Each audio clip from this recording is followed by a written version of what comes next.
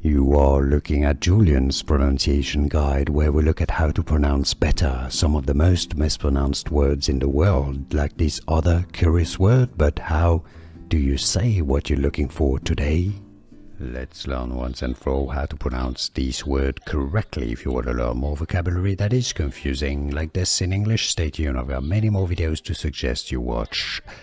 British English pronunciation, correct pronunciation, alliteration, alliteration, alliteration. Now in American English it's normally pronounced as, in the US they say it as alliteration, alliteration or alliteration. It's easy once you know, and now you know. Here are more videos on how to pronounce more confusing words and names too many mispronounced. Like this video if you found it useful. I appreciate your support. I'll see you soon and thanks for watching.